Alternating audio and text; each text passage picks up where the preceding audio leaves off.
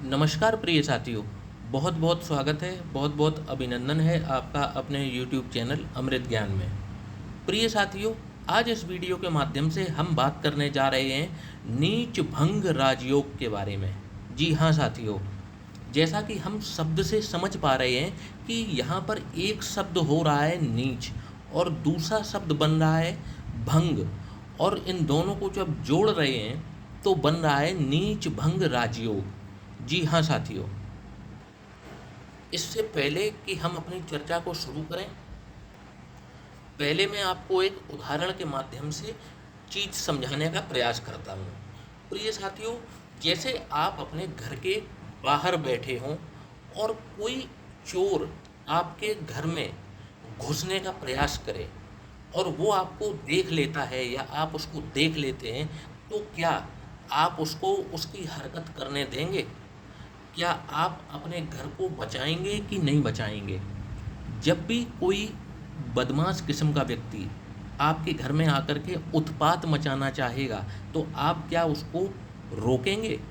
जी हाँ साथियों, आप बिल्कुल रोकेंगे ऐसे व्यक्ति को। तो साथियों, इसी उदाहरण से अब हम अपनी चर्चा को शुरू करते हैं। आपके सामने एक मेष लग्न की जन्म पत्रिका मैंने बना रखी है। आपके लिए कोई भी जन्म पत्रिका हो सकती है, ये सब पे यूनिवर्सली एप्लीकेबल है।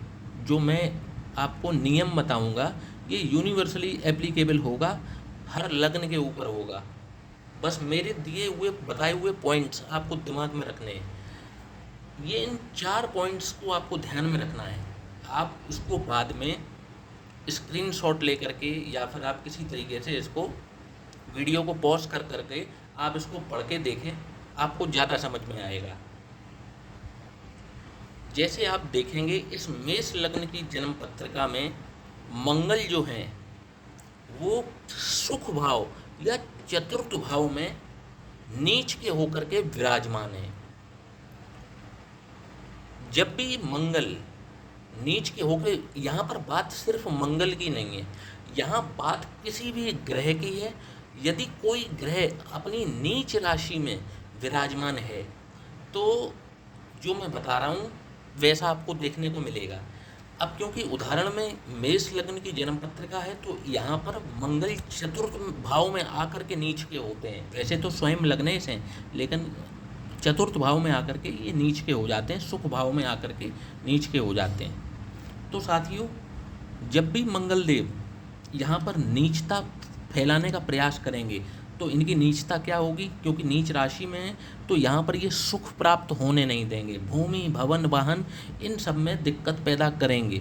मंगल देव जब भी यहाँ पर विराजमान होंगे, इन सब चीज़ों को हासिल करने में जातक को जीवन में कठिनाइयों का सामना करना होगा। ऐसे जातक की माता को भी पीड़ा अवश्य होगी, माता को कष्ट अवश्य होंगे। तो साथियों, अब यहाँ पर मंगल की नीचता भंग कैसे होगी ये हम देख लेते हैं। तो साथियों, इस जन्म पत्रिका में गुरु बृहस्पति एक तो कारक ग्रह हैं, योग कारक ग्रह हैं, पहली चीज। दूसरी बात, यहीं पर आकर के वे चतुर्थ भाव में विराजमान हो जाए मंगल देव के साथ में आकर के, तो यहाँ पर गुरु हो गए उच्च के, मंगल हो गए नीच के। तो आप देखेंगे कि अब देखिए नीचता भंग कैसे होगी मंगल की। जब भी मंगल अंश बल में गुरु से कमज़ोर होंगे, जैसे कि मंगल का जो भी अंश बल है वो कम है और गुरु का अंश बल मंगल के मुकाबले ज़्यादा है, तो क्या होगा कि यहाँ पर गुरु हो गए ज़्यादा पावरफुल। और जब भी गुरु ज़्यादा पावरफुल होंगे और गुरु यहाँ पर उच्च के हैं, यहाँ सबसे ज़्यादा गुरु बलशाली है और मंगल यहाँ पर नीच के हैं, तो यहाँ पर मंगल की नीचता को गुरु बृहस्पति निरस्त कर देंगे, कैंसिल कर देंगे। और फिर इसके बाद क्या होगा कि मंगल जो हैं वो अपने अच्छे परिणाम देना शुरू कर देंगे। और साथियों, इसी को हमने कहा नीच भंग राजयोग, कि किसी ग्रह की नीचता भंग हो गई और अब वह ग्रह अच्छे और शुभ परिणाम देने को बाध्य हो गया। तो साथियों, कई बार ऐसा होता है कि कई जन्म पत्रिकाएं हमारे पास आती हैं और हम देखते हैं कि उस व्यक्ति के जीवन में नीच ग्रह की महादशा चल रही है या अंतरदशा चल रही है, परंतु वो व्यक्ति मतलब जो है सक्सेसफुल होता चला जा रहा है, उसको कामयाबी मिलती चली जा रही है। तो साथियों, जब उस पर दृष्टिपात करते हैं तो पता चलता है कि इस जो नीच का ग्रह बैठा है, इसकी नीचता भंग जो है वो हो चुकी है और ये अब जो है अच्छे परिणाम देने के लिए बाध्य हो गया है, राजयोग बनाने के लिए बाध्य हो गया है। तो साथियों, जब भी नीच भंग राजयोग का निर्माण होता है तो ये अच्छे राजयोग की तरह ही परिणाम देते हैं, इसीलिए इसको नीच भंग और फिर राजयोग की श्रेणी में रखा गया। तो साथियों, मैंने पहली कंडीशन बता दी आपको और ये यहाँ पर लिखा भी है कि कोई ग्रह नीच राशि में हो, यहाँ पर नीच राशि में कौन हुआ? मंगल, और उसी राशि में अन्य ग्रह उच्च का होकर के बैठ जाए। तो अन्य ग्रह कौन? अब यहाँ पर उच्च कौन होंगे आकर के? गुरु बृहस्पति। गुरु बृहस्पति यहाँ पर आकर के उच्च के हो जाएंगे। तो यहाँ पर गुरु मंगल की नीचता को निरस्त कर रहे हैं और एक राजयोग का निर्माण कर रहे हैं। और जब भी राजयोग का निर्माण होता है तो आप सफलता प्राप्त करते हैं, आपको सभी भौतिक सुख सुविधाएं आपको मिलती हैं जीवन में, और आपकी समस्त इच्छाएं, जितने भी मैनिफेस्टेशन हैं आपके जीवन में, वो सारे पूरे होना शुरू हो जाते हैं। ये हो गई पहली कंडीशन। अब बात कर लेते हैं दूसरी कंडीशन की।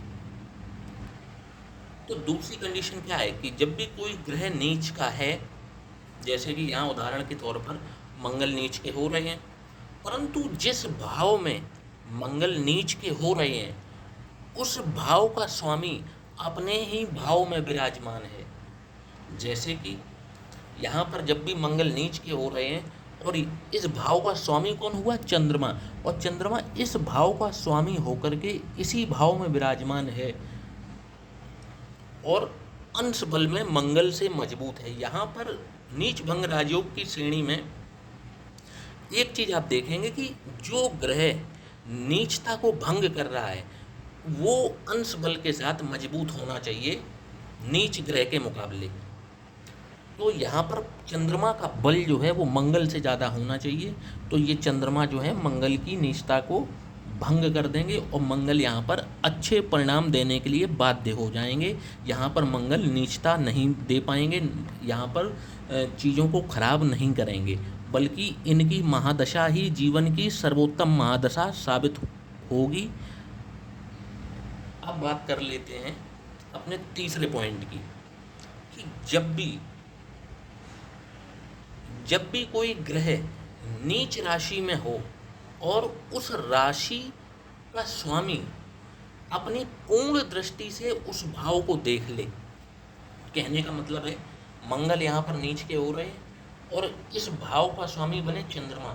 चंद्रमा दशम भाव में विराजमान होकर के अपनी सातवीं पूर्ण दृष्टि से अपने भाव को देख रहे हों तो भी नीच भंग राजयोग का निर्माण होगा। ठीक है साथियों, तो यहाँ पर ये तीसरी कंडीशन हो गई नीचता भंग होने की। अब अपनी आखिरी चर्चा कर लेते हैं, लास्ट जो है। तो साथियों, हमारी जो लास्ट कंडीशन है वो देख लेते हैं कि अब यहाँ पर उदाहरण है, मैंने उदाहरण में अब मंगल को बदल के अब मैंने शनि को नीच राशि में कर दिया है। अब इसका मतलब समझिए कि शनि यहाँ पर लग्न में नीच के विराजमान है। ठीक है, तो यहाँ पर शनि हो गए नीच के। अब इनकी नीचता भंग कैसे होगी?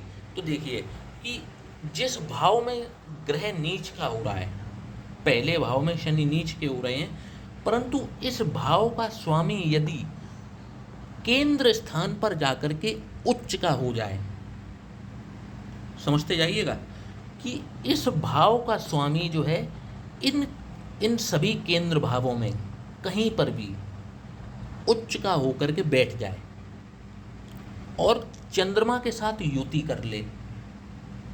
समझ गए? जैसे यहाँ पर पहले भाव को स्वामी बने मंगल, मंगल जो हैं वो मकर राशि में जाकर के दशम भाव में उच्च के हो गए और यहाँ पर साथ में उन्हें कौन मिला?